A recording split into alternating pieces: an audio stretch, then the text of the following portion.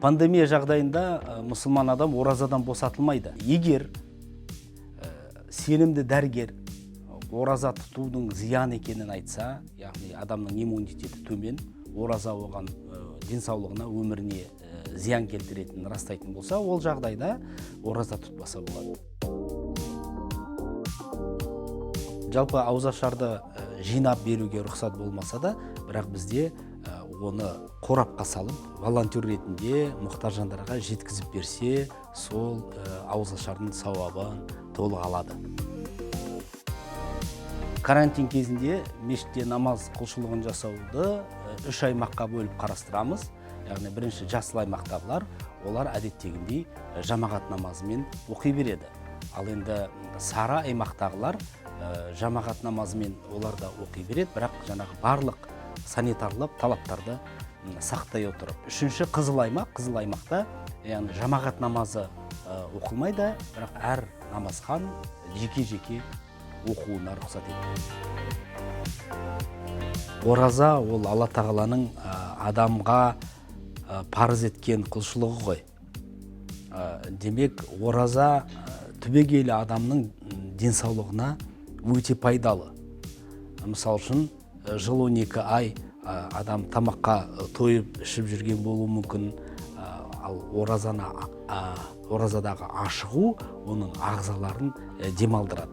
Медицина мамандар айтады, ораза кезінде қан тамырлар тарылып, қан тамырлардың қабырғаларына жиналған әртүрлі майлар, әртүрлі шлактар осы қан тамыры ораза кезінде сығылу арқылы олар ыдырап қан айналымын ретке келтіретінін жеткізеді.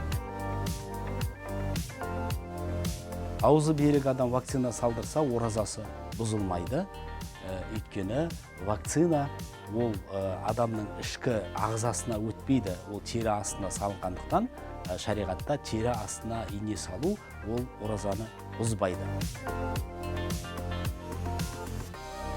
Ол рұқсат етілмеген, бірақ 3-ке бөліп оразаны тұтуға рұқсат етілген. Басында 10 күн, ортасында 10 күн, соңында 10 күн. Пайғамбарымыз айтқан, Рамазан айының әуелгі 10 күні мейірім күндері, ортаңғы 10 күндері кешірім, соңғы 10 күндері тозақтан құтқаратын 10 күн деген екен. Вакцина салдырған күні ауыз бекіткен дұрыс.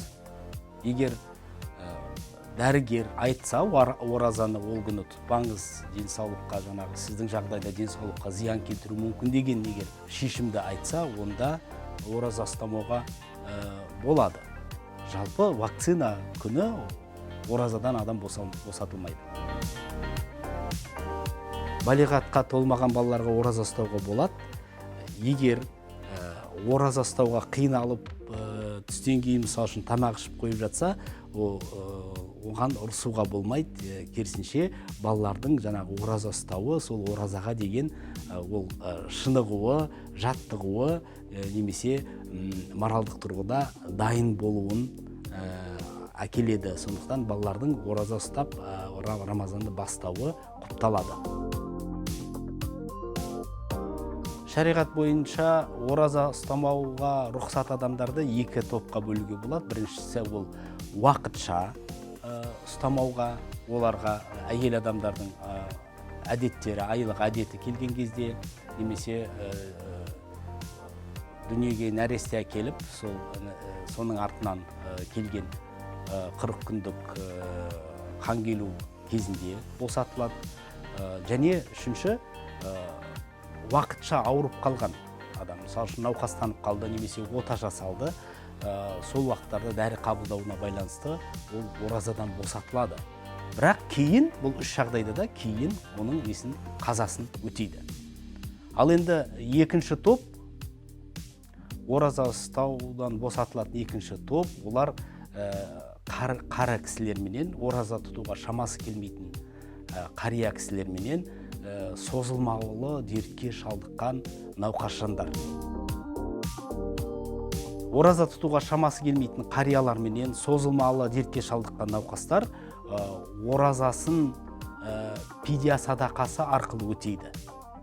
Яғни Алла тағала олардың оразасының орнына пидия садақа беру арқылы құлшылығын орындауды жазған. Фидия садақасы деген ол Құранда Әл-Бақара сүресінің 184-ші аятында айтқандай, міскін адамды тамақтандыру. Яғни бір адамның тамағын, таңғы асын және кешкі асын немесе ауыз ашары менен сәресін алып берсе, сол жаңағы науқас жанның немесе қара кісінің оразасының орнына жүреді деген сөз.